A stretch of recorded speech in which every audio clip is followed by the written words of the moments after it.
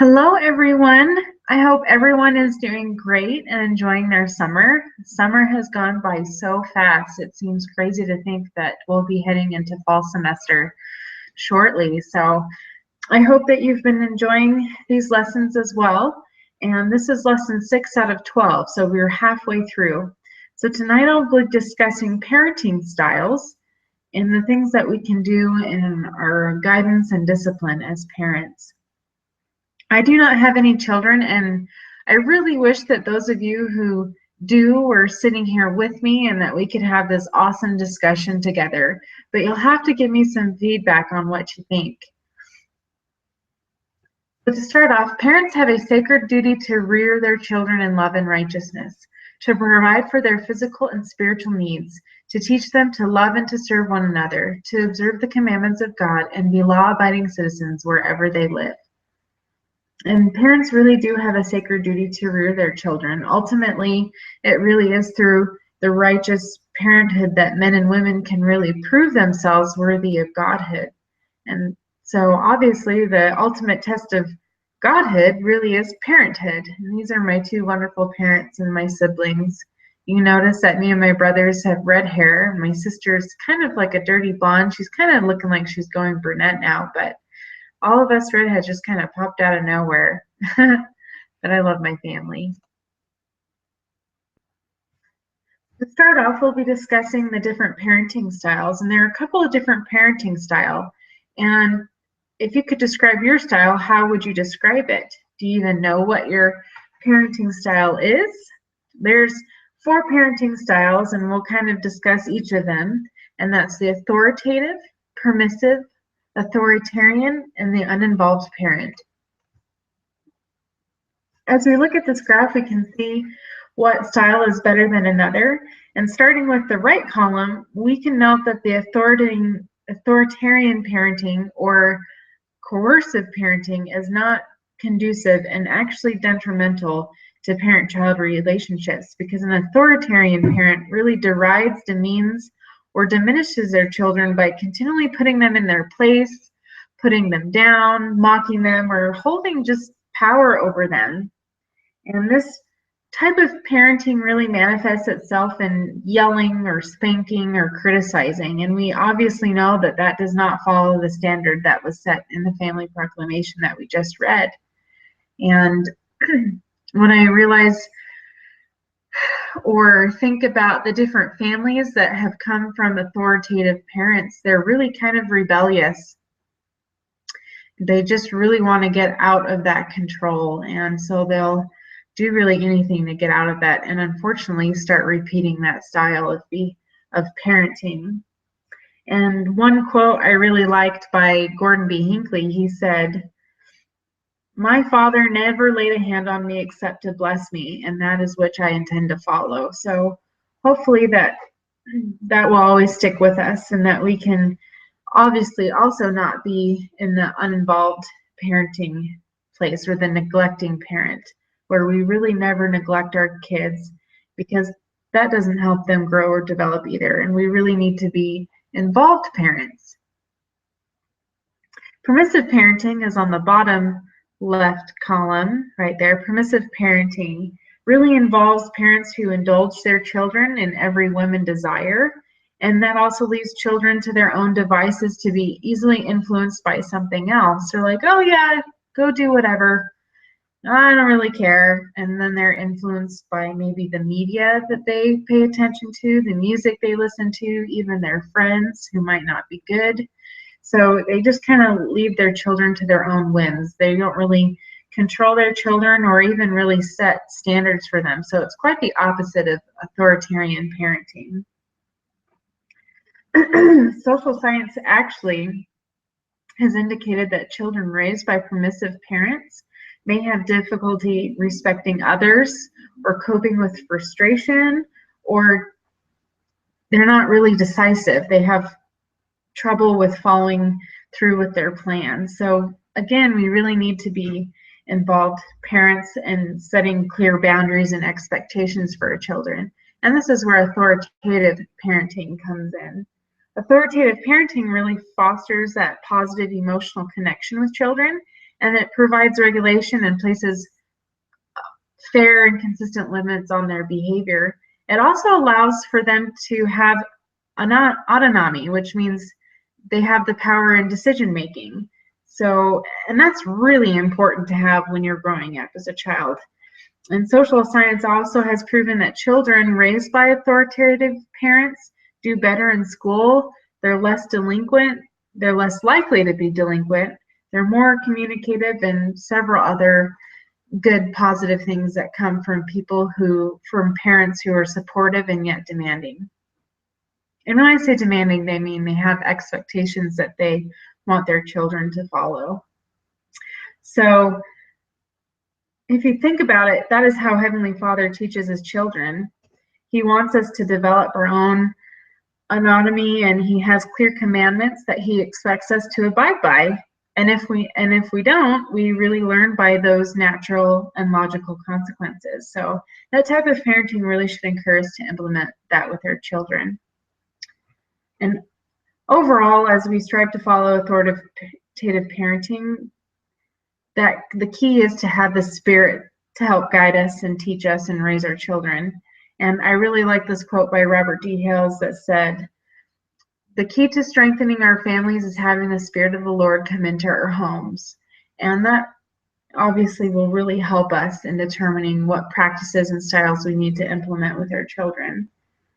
And I should say, though, that certain practices, tend to come together to define a parenting style. So we might do everything a little bit differently in how we practice or discipline or use whatever techniques necessary. It might be different across the board for each of us, but they can come together and define a certain parenting style. So there's always room for that flexibility to determine that overall feel of that parenting style. So like I said, we may have different ways we express love to our children, or I don't know, it really could be anything. And it's also important to note that every parenting style, especially discipline, will look a little bit different for each child, because children are really born with their own temperaments and personalities. So you might have to tailor those disciplinary techniques or those styles or practices to a specific child. It's funny because I have a family in my ward, and her children are very different in their personalities. And one child is more rebellious than the other children. And so she really has to sit on him and demand and expect more out of him and discipline him more in different ways than she would her other children. It's quite funny to see how she always yanks him by the arm and drags him out of sacrament meeting. So kudos to her, but you really have to be aware of how each child is going to respond to a different disciplinary action. So we're going to do a little activity. I'm going to go through this slide and the next slide, and I want you to think of what character displays what parenting style. So here's Mufasa from The Lion King. Here's Mother Gothel from Tangled. And here's Maurice from Beauty and the Beast. So what type of parenting style does Mufasa have, Mother Gothel have, and Maurice have? I think Mufasa is authoritative. He sets clear standards for Simba. Okay, don't go over there. That's, bad place. Don't go over there where the hyenas are. I can't remember what it's called, but he tells him not to go over there, and Simba does it anyway. And when Simba comes back, Mufasa kind of scolds him a little and then shows him love and gives him advice and shows that encouragement. So Mufasa is definitely an authoritative figure in my mind. Mother Gothel, she's really manipulative, and she really exerts her power over Rapunzel. And so I would have to say that Mother Gothel is the corrosive or authoritarian type of parent. And Maurice, when you watch Beauty and the Beast, you know that Maurice and Belle love each other, but I really think that Maurice is pretty permissive. He just kind of lets Belle do whatever she wants, maybe because she's grown up, I don't know, but he's kind of just really uninvolved and unaware of what's going on, especially with her. So in my opinion, he's a little bit permissive. And here's me and my daddy. I love my daddy. And my dad and my mom were both authoritative. They always set clear expectations for us to follow. And if we didn't, there was always a consequence later. And my dad, it was interesting because as I was taking a parenting class not too long ago, I took a trip with my dad and we went to Moab. He loves Moab, Utah. There's lots of hiking to do there, and it's just such a different scene, and it's super pretty out there. But I realized that every time we'd go on a trip or when he was home during the day from work, he would always list off a bunch of things that we could do together. We could do this, we could do that, we could go eat here, we could go eat there, we could go on this hike or that hike. So what would you like to do? And I'm just so grateful that he would always list off some things that he wanted to do or that he didn't mind doing with me if I wanted to do them, and then he would let me choose. And I think that's such a good way to raise your children, and because they feel like they have that say, they feel like they are a little bit independent because they are helping make those decisions. And so that's one of the blessings that I have realized from my dad and my mom teaching me the power of decision making. So to go along with the authoritative parenting style, there are a few techniques in how we can discipline our children. And before studying parenting or being in a family class, I never really had heard about teaching your children natural and logical consequences. So this was relatively new for me. So have you heard of this too? And do you know the difference between the two? And after we talk about these first set of techniques, we're going to talk about the 3 components of child guidance and discipline. So halfway through the presentation.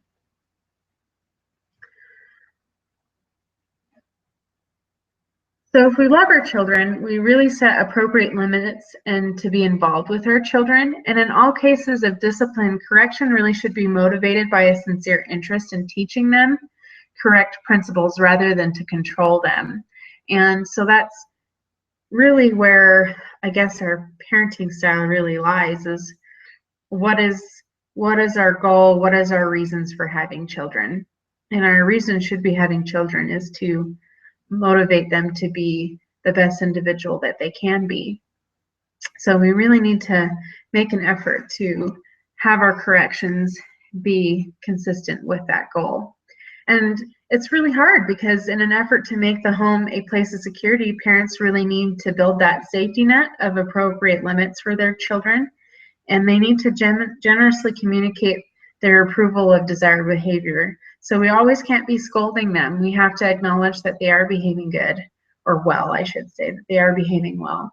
And they also help children understand how to regulate themselves, and that can be hard too.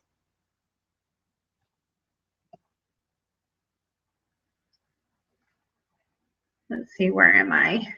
Okay, so there are some disciplinary tools or limits that we have set as parents.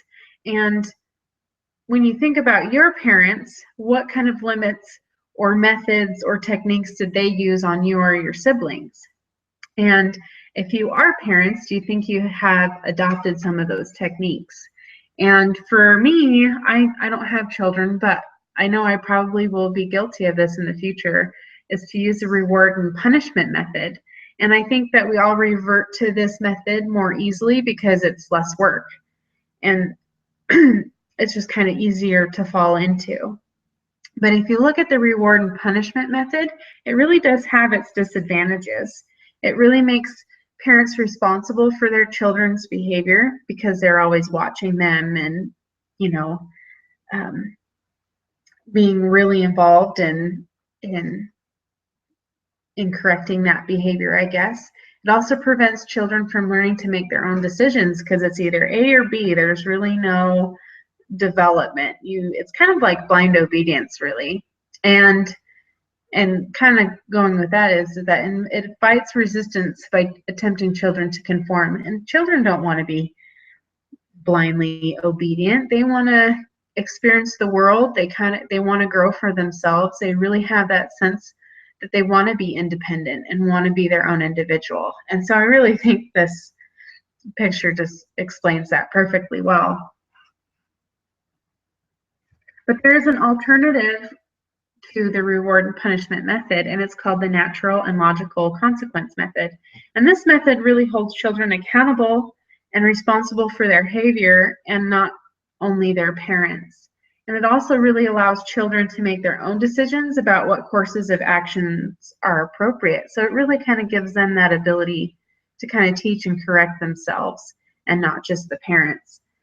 And so the difference between natural and logical consequences is there's one big difference. And natural logical consequences are outcomes that naturally occur as a result of behavior. And these outcomes are not really planned. It's a natural consequence. It just kind of happens. So if a child refuses to wear mittens on a cold day, they're going to get cold hands. Or if they refuse to eat, they're going to go hungry. So it's just kind of a natural succession or a consequence. Logical consequences are outcomes that are actually intentionally planned as a result of behavior. So let's say a teen decides to not follow a curfew. Well, there are going to be consequences already established to correct that behavior. So if they don't come home by 10, they're not going to have their cell phone for a month, or they're going to go without internet or without their car. So those are things that are intentionally planned to correct a certain behavior. Now, there are several differences between the reward punishment system and the natural logical consequences system. And punishment can really express the power of personal authority, while logical consequences can express the reality of the social order between parent and child, and it really acknowledges mutual respect. And before we kind of dive in, I want to throw a curveball at you by doing this activity. And I want you to see if you can identify a consequence or a punishment. So on the activity on the left-hand side of this slide, is it a punishment or a consequence? And how can you tell? Here's the father correcting the son, and he says, "Looks like you'll have to walk today. I knew you'd miss the bus, and that's what happens when you don't get up on time." So what is it? Is it a consequence or a punishment? There are some important and subtle differences between the two of punishment and consequence. And when you use anger or threats or kind of sarcastic reminders, that may actually turn a consequence into a punishment. And that it's all on how you word it, how you phrase it, even how you use that body language to correct your child. It could come off as a punishment. So this father definitely turned a consequence into a punishment. So let's do the activity on the right-hand side real quick. And I want you to tell if you can decide which one is a natural or a logical consequence. The son took his father's hammer and lost it, and the father replies, "How will you replace the hammer, son?" Or the other scenario could be, "You took my hammer without permission. Stealing is wrong and you've lost it. You're grounded until you can buy me a new one." Again, the second response in number B is a punishment, because what is he saying? He's kind of threatening him, isn't he? But the logical consequence is that the son will have to decide how is he going to fix this situation and what behavior was actually the misbehavior. So I wish we had some time to go over these individually and share examples of what these might look in detail. And in class, we'll definitely go over them, but for now, I'm just going to brush over them very quickly. But notice the difference between these types of discipline. The reward punishment method, it really expresses a power of personal authority, while the logical consequence method expresses social order or mutual respect. So it's not really placing the parent above the child, it's just showing that the child can respect their elder or their parent. The punishment method teaches that maybe the punishment really isn't related to the logic of the situation. And I know I kind of mentioned this in a previous presentation, where sometimes we just react emotionally and not rationally. And when we react with our emotions, logic tends to go out the window. And with the logical consequences method, it's really directly related to the misbehavior. It really logically defines it, and then children can really understand what's going on rather than listening to a bunch of emotional rants, if you will. The punishment method also is personalized and implies judgment, kind of like with the hammer incident. The father told him that he stole the hammer. That kind of implies judgment, moral judgment. Whereas in the first response, how are you going to replace my hammer? There was no element of judgment there. The punishment method is also concerned with past behavior, while the consequence method is concerned with present or future behavior. We don't care about what happened in the past. We only care about what needs to be corrected now so it doesn't happen in the future. And also, the punishment method threatens the offender with disrespect or loss of love. And I think, again, with that hammer situation, if my father said, "You stole it, how could you?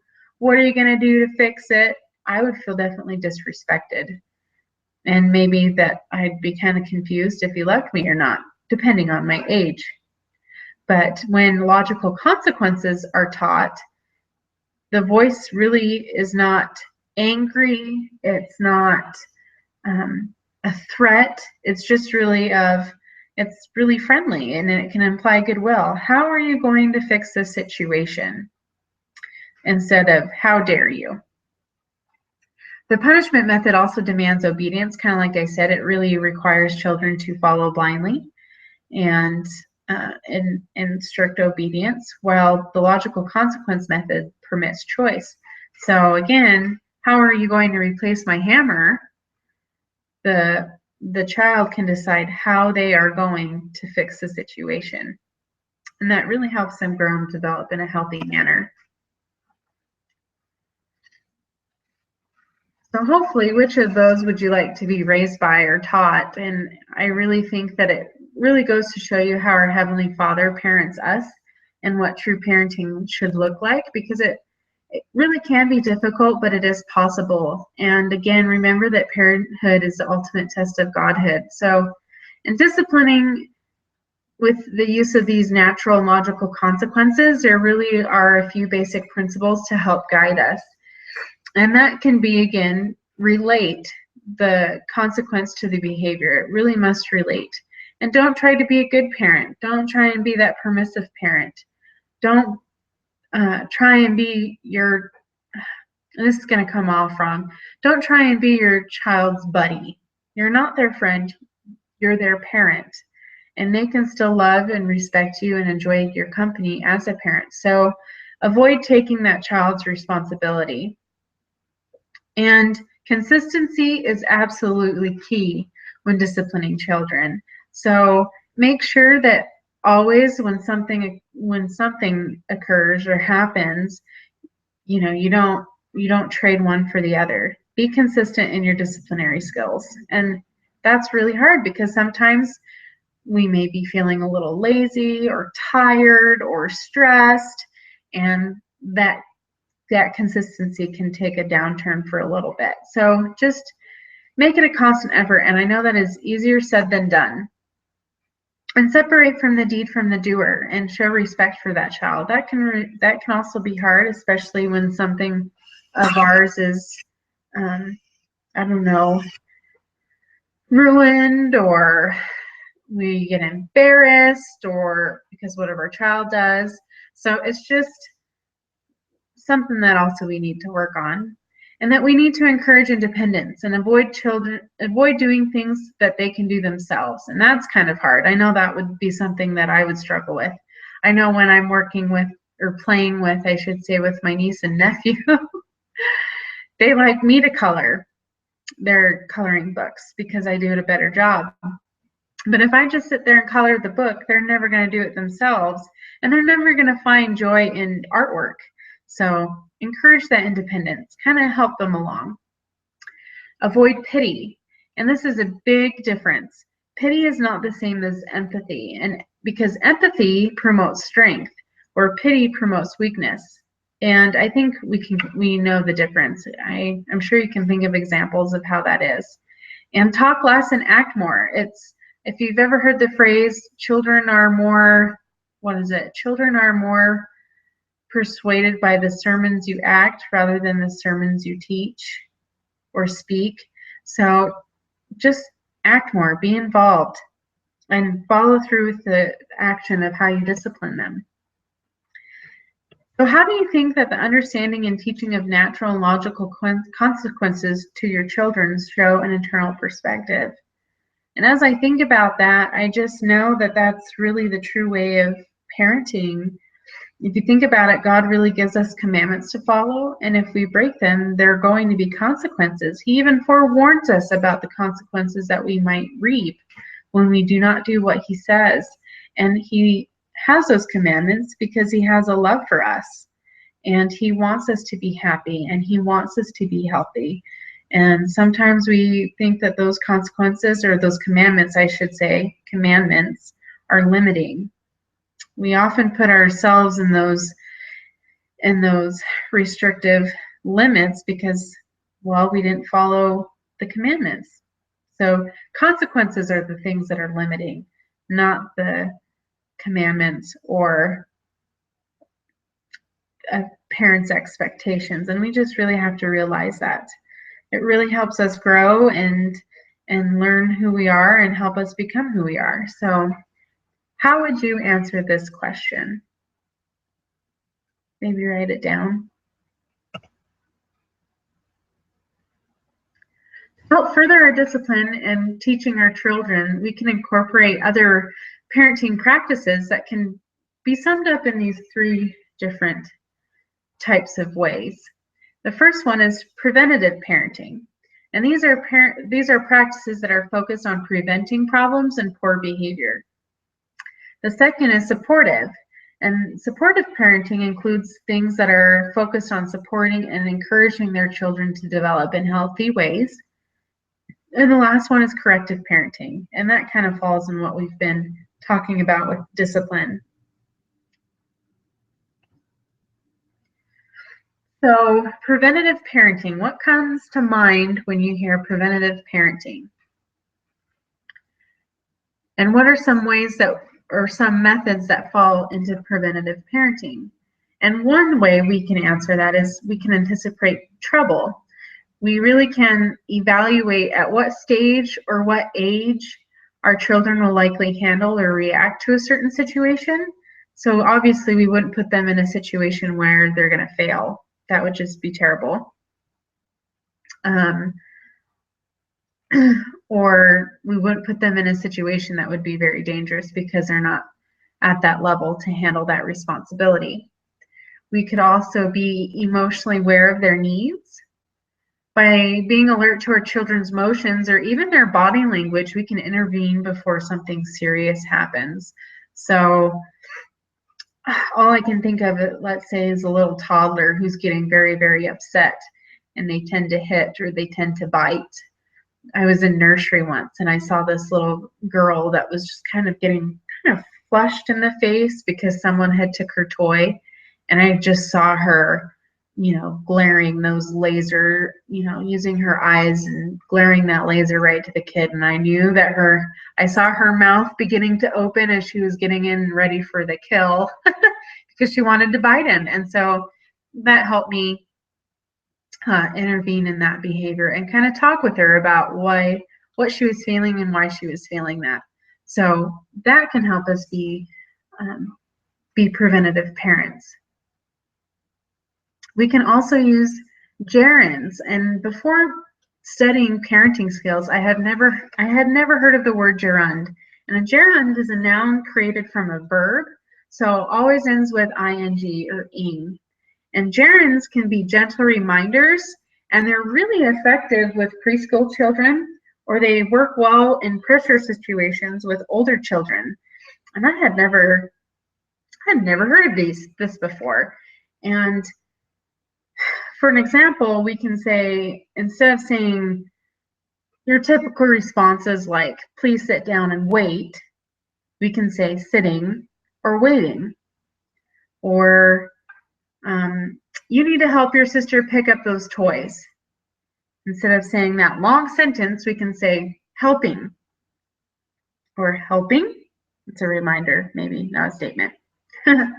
Or instead of saying, please don't bother your brother like that, we can say leaving alone.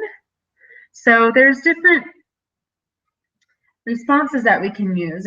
Gerunds definitely give you a method of syncing responses from children by using the shortest, simplest, and gentlest types of reminders, and you can use them virtually in every situation. So I had really never heard of this before, and I would think that it would work. So I don't know, why don't you try it? Or if you have, maybe you should write me a note and comment on how that has worked. Obviously, humor helps, especially in my family. My brother had a temper, and before he would explode on everyone, my mom or my dad would make like a stupid joke or some type of joke that was appropriate, not directed at him or anything, just was appropriate, and it would kind of prevent the situation from exploding. So what are some methods that fall into supportive parenting? Supportive parenting, we can acknowledge the child's complaints or feelings rather than just brush them off. We can respond to feelings then behavior. Why are you crying? That's just so stupid. Come on, pull yourself together. That's probably not the best option. And that realizing all feelings are legitimate. And I know that we really have a hard time with kids, especially when they're just being kids and you just want to say, suck it up and get on with it. It's spilled milk. Don't even worry about it. Just stop it. And so it's kind of hard to take that time to pause and really acknowledge what they're feeling and why they're feeling. And obviously, if we're supporting their emotional health, they will be able to better identify their emotional health later on as they develop. And I think that's a big thing that's missing nowadays, in my opinion. So as a parent, do we often apply one or two of these concepts or other techniques when we are parenting? Are we constantly smothering, or are we doing the opposite by constantly yelling?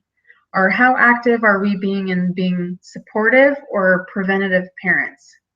So kind of take a step back and reflect for a minute. Or for those of you who do not have children, what do you want to incorporate in your parenting styles when you become a parent? So to wrap everything up, these techniques can be hard, but they're worth it. And it shows that when parents have these expectations and are supportive and that they teach discipline effectively, their children are very prepared for their future. And so as parents, we need to reason with our children and we need to guide them in that appropriate behavior. And we need to remember that ultimately we're giving them simple truths to live by, especially those truths that are in the gospel and that are talked about in the proclamation. We're really teaching them to love, respect, and be repentant and forgiving and be compassionate. So we are teaching them things that will last them through a lifetime and into eternities.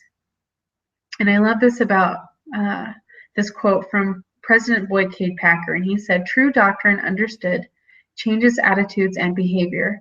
The study of doctrines of the gospel will improve behavior quicker than the study of behavior."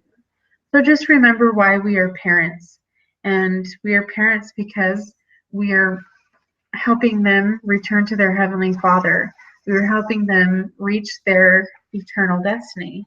And so we just have to have that true, correct mindset and abide by those principles that we've constantly talked about through these 6 weeks. So I know that this is true, and I am so excited to be teaching these presentations, and I hope that you've gained something from this parenting class. So again, I miss you guys, and I wish that you guys were here so that we could have such a good, thorough discussion. But I look forward to seeing you next week.